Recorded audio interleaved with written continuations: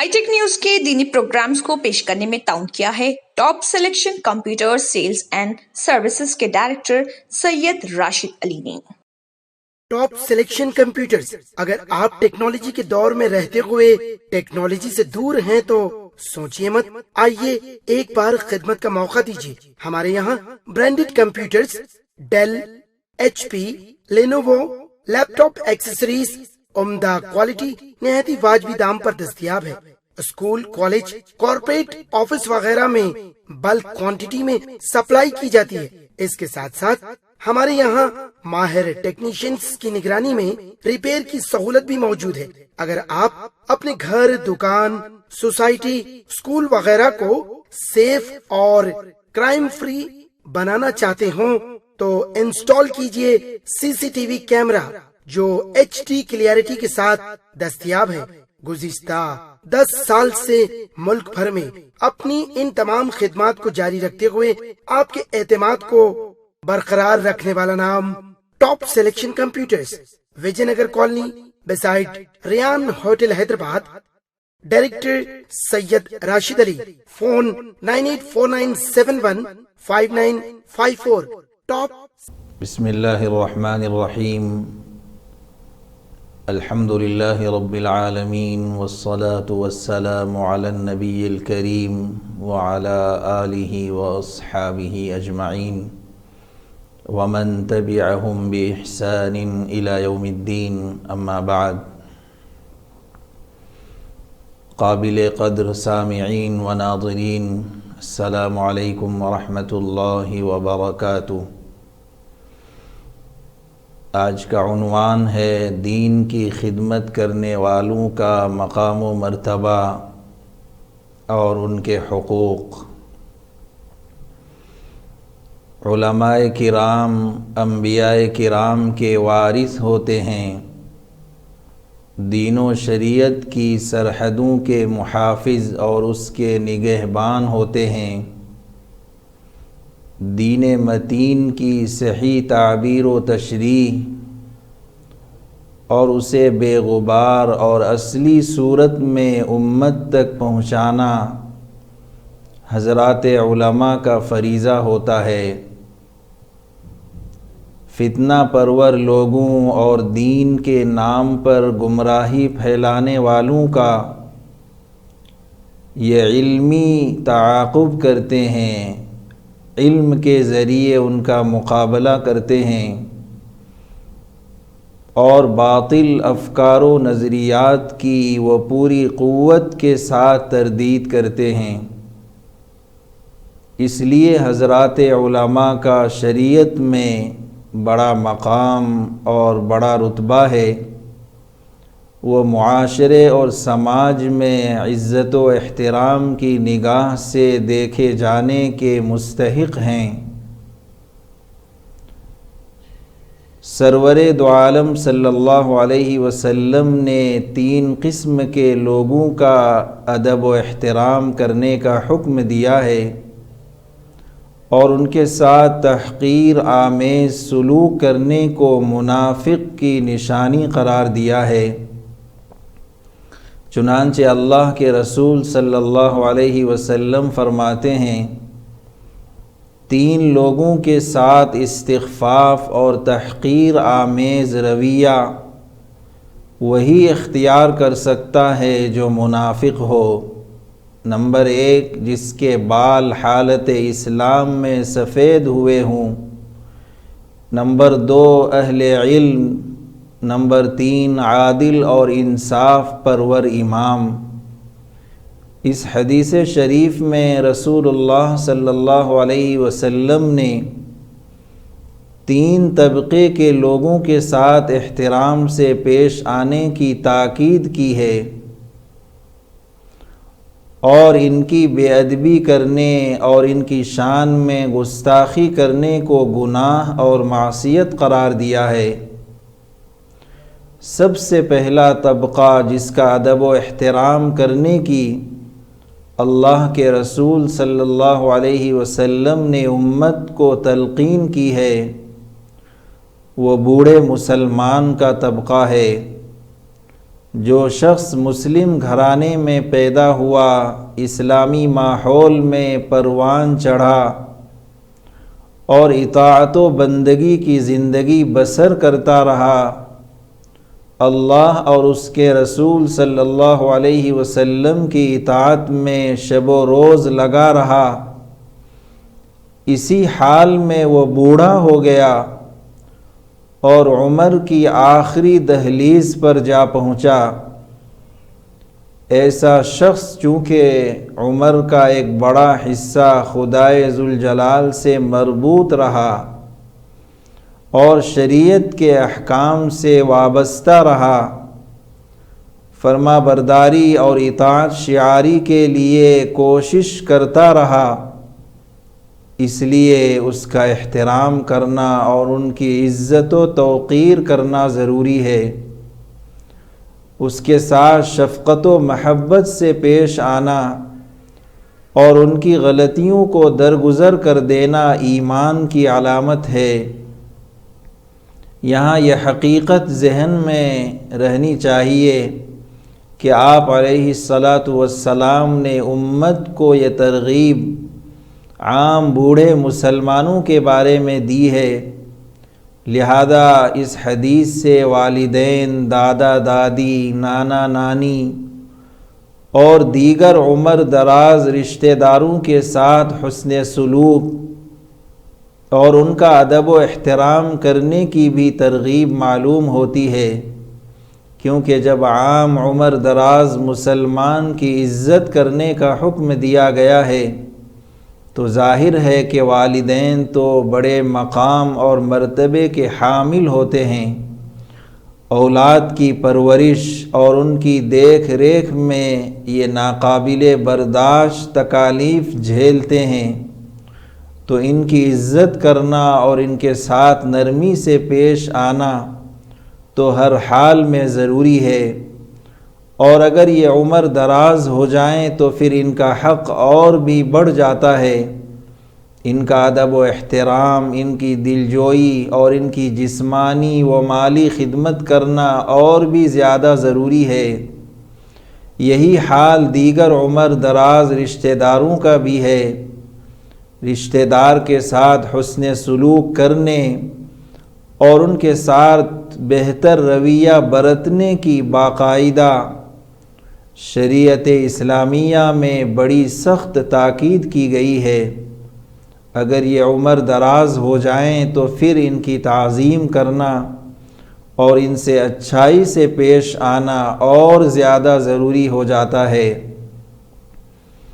دوسرا طبقہ جس کے ساتھ اللہ کے رسول صلی اللہ علیہ وسلم نے محبت اور نرمی سے پیش آنے کی تاکید کی ہے اور ان کے ساتھ ادب و احترام کا برتاؤ کرنے کا حکم دیا ہے، وہ اہل علم کا طبقہ ہے، اس لیے کہ علماء خود کو دین کی نشر و اشاعت کے لیے وقف کر دیتے ہیں، شریعت کے علوم کو حاصل کرنے کے لیے اپنی ہر خواہش کو دبا دیتے ہیں۔ علماء اسلام کے ترجمان اور دین کے محافظ ہوتے ہیں، وہ علوم اسلامی کے امین اور اسلامی اقدار و روایات کے پاسدار ہوتے ہیں، اس لیے ان سے محبت اور نرمی سے پیش آنے اور ان کا ادب و احترام کرنے کی اللہ کے رسول صلی اللہ علیہ وسلم نے امت کو تعلیم دی ہے۔ تیسرا طبقہ جس کا ادب و احترام کرنے کی رسول اللہ صلی اللہ علیہ وسلم نے امت کو تعلیم دی ہے، وہ عادل اور انصاف کرنے والا امام ہے، جو امیر المؤمنین معاشرے میں عدل و انصاف کو فروغ دیتا ہو اور ظلم و جبر کا خاتمہ کرنے کے لیے کوشاں ہو، ایسا امیر مسلمانوں کے لیے ایک قیمتی سرمایہ ہے۔ اس کی تعظیم کرنے اور اس کے ساتھ ادب و احترام سے پیش آنے اللہ کے رسول صلی اللہ علیہ وسلم نے امت کو تلقین کی ہے۔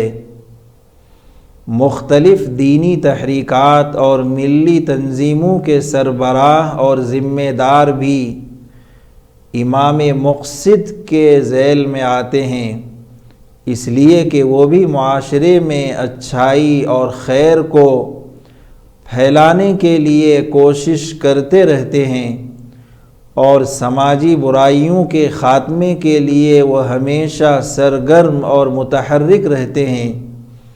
اس لیے ان کے ساتھ محبت اور شفقت سے پیش آنا اور ان کے ساتھ خیر خواہانہ رویہ برتنا ہم سب کی دینی ذمہ داری ہے۔ آج ہمارا المیہ یہ ہے کہ دینی تحریکات اور دینی تنظیموں کے سربراہوں پر ہم بیجا تبصرہ کرتے رہتے ہیں، اپنی اپنی محفلوں میں ہم ان پر طعنے کستے رہتے ہیں، ان کا تذکرہ کرتے ہوئے ہماری زبان تیر بن جاتی ہے۔ ظاہر ہے یہ صورتحال بڑی افسوسناک ہے اور فوری طور پر قابل اصلاح بھی ہے۔ ہمیں ان کے ساتھ ادب و احترام سے پیش آنا چاہیے اور ان کے ساتھ خیر خواہانہ سلوک کرنا چاہیے اور ان کے دست و بازو بن کر ان کے مشن کو آگے بڑھانے کی کوشش کرنی چاہیے۔ اہل علم اور دینی خدمت گزار کا طبقہ ہمارے لیے ایک قیمتی سرمایہ ہے۔ ان کی قدر شناسی اور ان کی حوصلہ افزائی ملت کی دینی اور اخلاقی ذمہ داری ہے۔ انہی کی شب و روز کوششوں اور بے مثال قربانیوں کی بدولت آج اس بے دینی کے دور میں دین اپنی اصلی شکل و صورت میں موجود ہے۔ آج مسلم سماج میں جو اسلامی تہذیب اور ثقافت کی روشنی دکھائی دیتی ہے اور مسلمانوں میں جو اسلامی غیرت و حمیت پائی جاتی ہے، وہ یقیناً علماء اور دینی خدمت گزاروں ہی کی دین ہے۔ عام مسلمانوں میں جو دین سے وابستگی اور دین و شریعت کی حفاظت کے حوالے سے ان کے دلوں میں جو جوش اور ولولہ پایا جاتا ہے، اس کا صحرا بھی علماء اور دینی خدمت گزاروں کے سر جاتا ہے۔ ایسا نہیں ہے کہ انہوں نے ذاتی مجبوریوں کی وجہ سے اپنے لیے اس میدان کا انتخاب کیا ہے اور ناگزیر حالات کی وجہ سے انہوں نے اپنی تمام تر کوششوں اور محنتوں کا محور دین کی خدمت کو بنایا ہے، بلکہ انہوں نے مکمل شعور اور پوری بصیرت کے ساتھ خدمت دین کے شعبے میں قدم رکھا ہے اور انجام اور نتائج سے باخبر ہو کر اس میدان عمل میں مستقل کام کرنے کو انہوں نے ترجیح دی ہے۔ ایسا نہیں ہے کہ وہ صلاحیت اور استعداد سے خالی ہوتے ہیں، وہ مہارت اور علمی لیاقت سے محروم ہوتے ہیں، بلکہ واقعہ یہ ہے کہ وہ ذہانت اور فطری ذکاوت سے معمور ہوتے ہیں، پختہ اور مضبوط استعداد و صلاحیت کے حامل ہوتے ہیں۔ اگر وہ اپنی کوششوں اور سرگرمیوں کا محور تجارت، صنعت، حرفت یا دنیا کے کسی اور شعبے کو بناتے تو وہ اس میدان میں بھی نمایاں ہوتے اور اپنی خداداد مہارت اور تجربے کی بدولت اپنے معاصرین پر فوقیت لے جاتے، لیکن انہوں نے خود کو دین کی خدمت کے لیے وقف کر دیا اور معاشی ترقی کے مواقع نہ ہونے کے باوجود انہوں نے اس شعبے کو ترجیح دی۔ اس لیے ہمیں ان کی تعظیم کرنی چاہیے، ان سے ہمدردانہ اور خیر خواہانہ سلوک کرنا چاہیے۔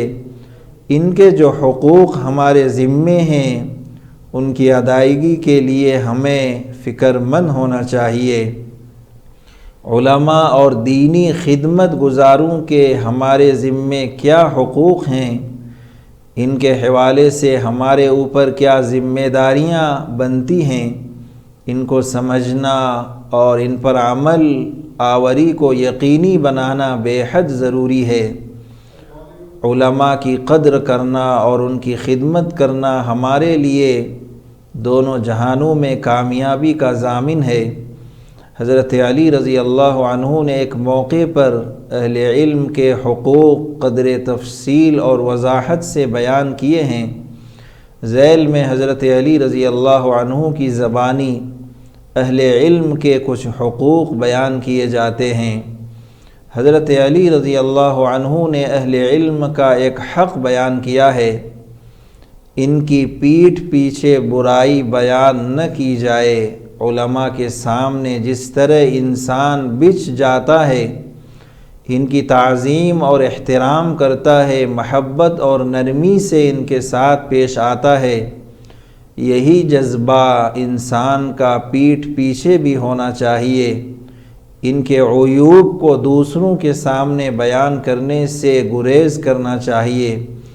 اسی طرح کوئی دوسرا شخص اگر ان کی غیبت کرے اور ان کے عیوب کو اچھالے تو اہل علم کی طرف سے دفاع کرنے کی کوشش کرنی چاہیے۔ داماد رسول حضرت علی رضی اللہ عنہ نے اہل علم کا دوسرا حق بیان کیا ہے، تم اس کی لغزشوں کو تلاش نہ کرو، علماء کے عیوب کو تلاش نہ کیا جائے، ان کی خامیوں کو نہ ٹٹولا جائے، ان کی کمزور پہلوؤں کی تحقیق اور جستجو نہ کی جائے۔ اہل علم بھی انسان ہوتے ہیں، وہ معصوم فرشتے نہیں ہوتے۔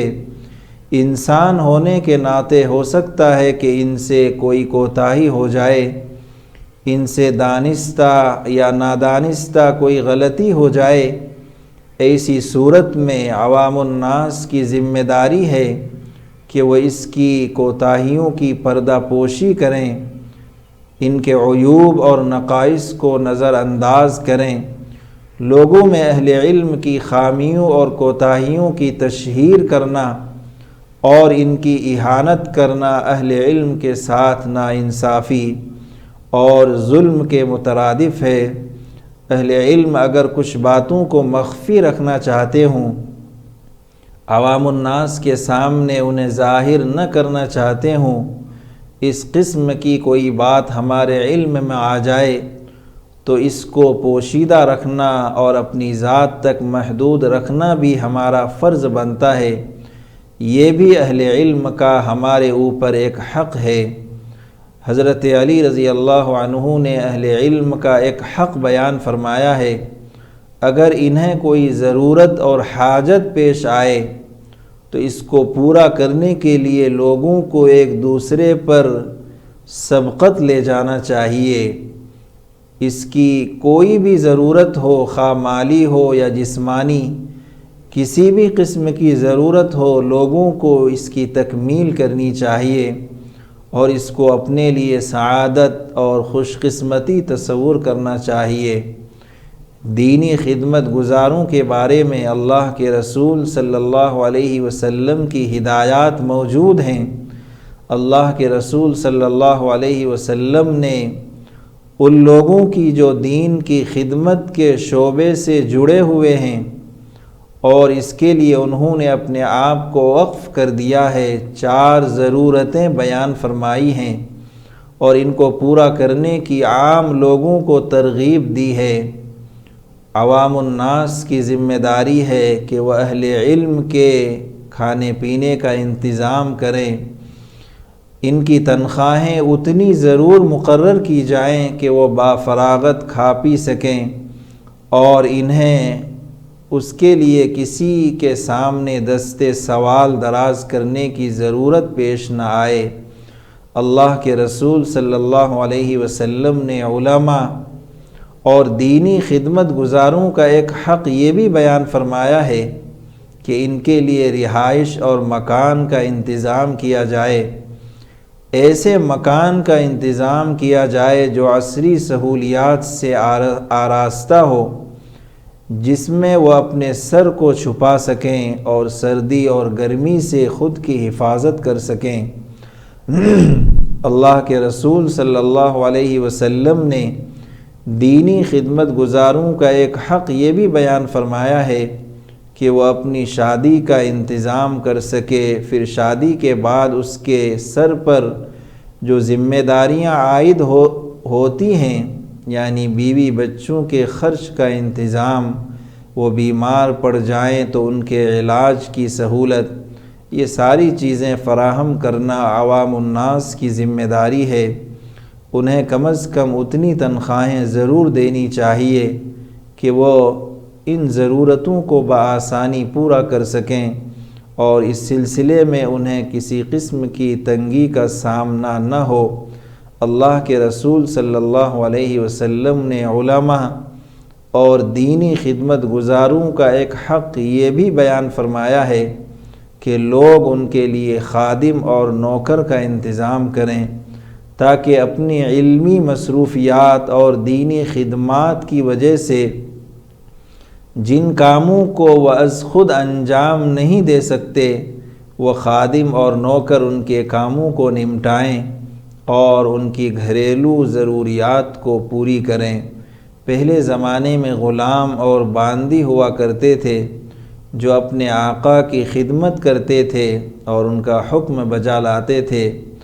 موجودہ زمانے میں غلام اور باندی کا دستور ختم ہو چکا ہے، اس لیے ان کا متبادل و آلات ہیں جو سائنس اور ٹیکنالوجی کی حیرت انگیز پیش رفت کی بدولت بازاروں اور مارکیٹوں میں دستیاب ہیں، جیسے air condition, freezer, cooler, washing machine وغیرہ۔ اس لیے کہ ان نئی مشینوں اور برقی سامانوں کے ذریعے سے بہت سارے کام جو پہلے گھنٹوں میں پورا ہوا کرتے تھے آج سیکنڈوں اور منٹوں میں پورے ہو رہے ہیں۔ وہ بہت سے کام جنہیں پہلے نمٹانے میں لوگوں کو کافی مشکلات اور مشقتوں کا سامنا کرنا پڑتا تھا، سائنسی ایجادات کی وجہ سے آج بہت سہولت اور آرام سے یہ کام پورے ہو جاتے ہیں۔ اس لیے عوام الناس کے لیے ضروری ہے کہ وہ علماء کو اتنا ضرور دیا کرے جس سے وہ برقی سامانوں کو بھی بآسانی خرید سکیں اور اپنے گھریلو کام کاج کو سہولت اور اطمینان سے نمٹا سکیں۔ جن لوگوں کو اللہ جل شانہ نے مال و دولت سے نوازا ہے، ان کا فرض بنتا ہے کہ وہ از خود اہل علم اور دینی خدمت کرنے والوں کی خبر گیری کریں۔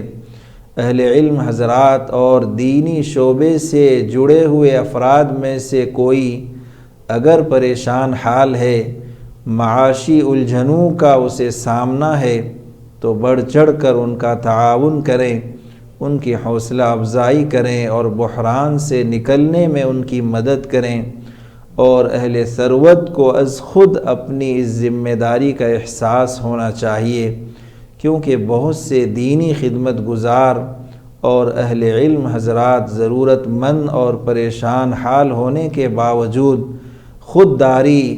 خودداری اور عزت نفس کی وجہ سے کسی کے سامنے اپنا ہاتھ نہیں پھیلاتے اور کھل کر کسی کے سامنے اپنی پریشانیوں کا اظہار نہیں کرتے۔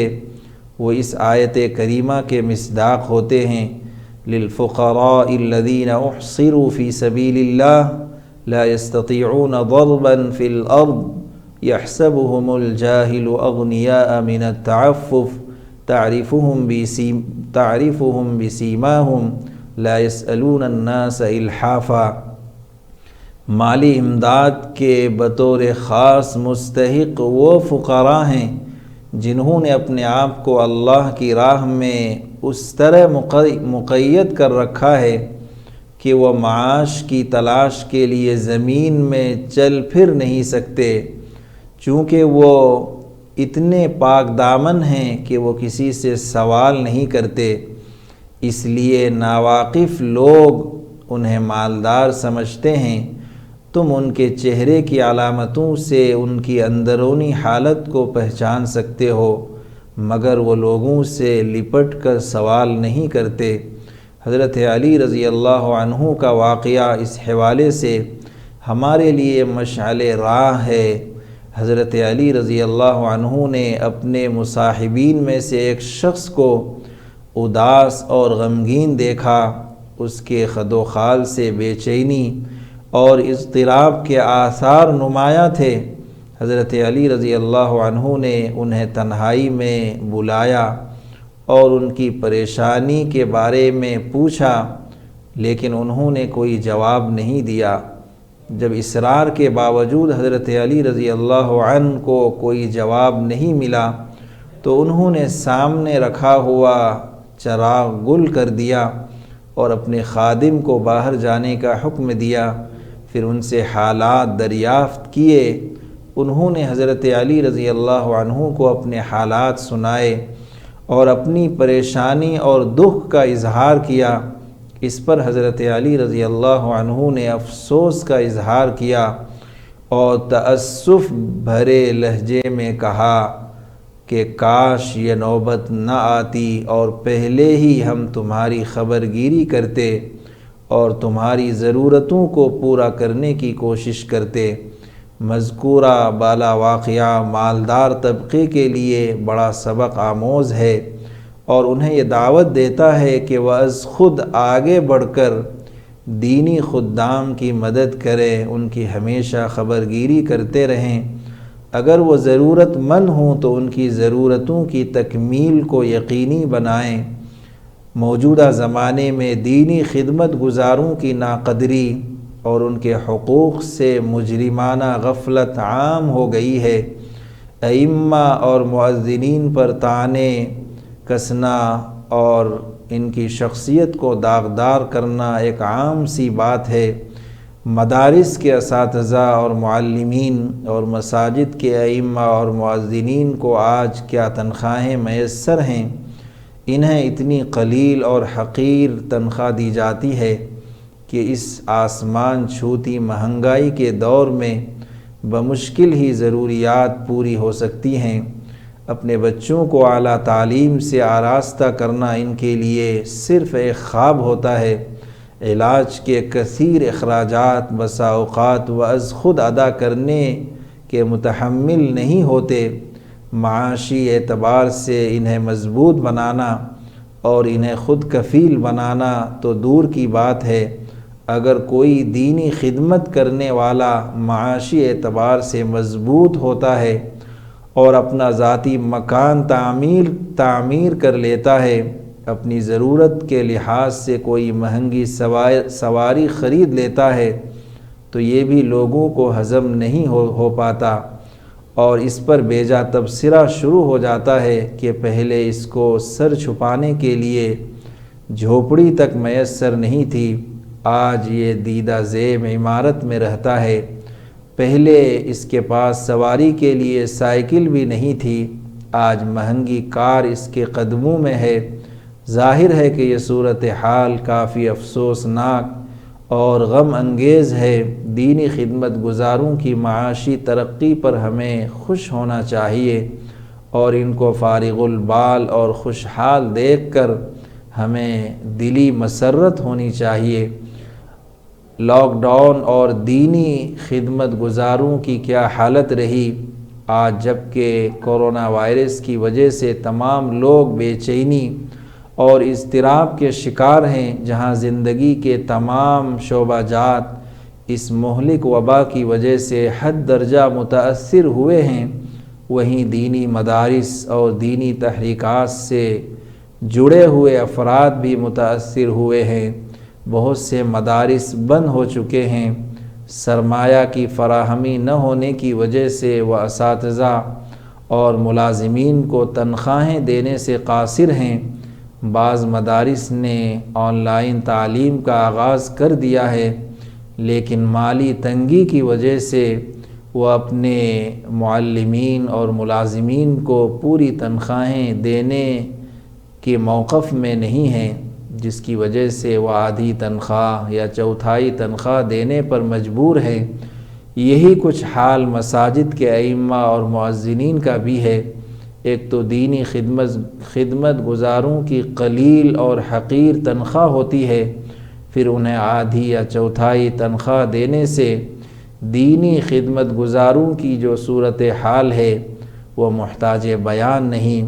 اس لیے اس نازک موقع پر ہمیں دینی خدمت گزاروں کو فراموش نہیں کرنا چاہیے اور معاشی بحران سے نکلنے میں ان کی مدد کرنی چاہیے۔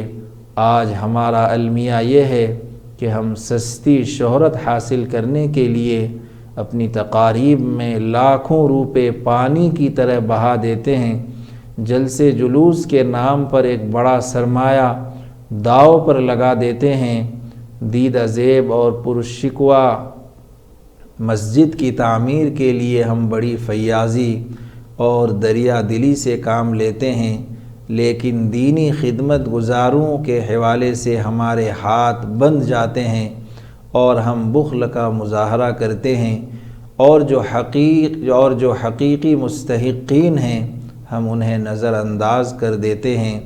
حقیقت یہ ہے کہ دینی خدمت گزاروں کی مدد کرنا اور ان پر خرچ کرنا دوہرے اجر و ثواب کا باعث ہے۔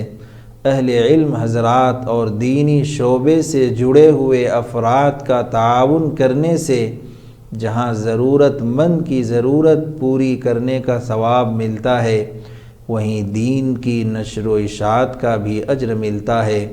اللہ جل شانہ ہمیں صحیح اور حق بات سمجھنے اور اس پر عمل پیرا ہونے کی توفیق عطا فرمائے، آمین۔ اللہ جل شانہ ہم سب کو دین کی صحیح سمجھ عطا فرمائے، کہنے سننے کو قبول فرمائے، کمی اور کوتاہیوں کو معاف فرمائے، سنت کے مطابق زندگی گزارنے والا بنائے، دین اسلام کی خدمت اور انسانیت کی خدمت کے لیے ہم سب کو تا حیات قبول فرمائے۔ ربنا تقبل منا انک انت السمیع العلیم وتب علینا انک انت التواب الرحیم، وصلی اللہ تعالی علی خیر خلقہ محمد وعلی آلہ واصحابہ اجمعین برحمتک یا ارحم الراحمین، والحمد للہ رب العالمین۔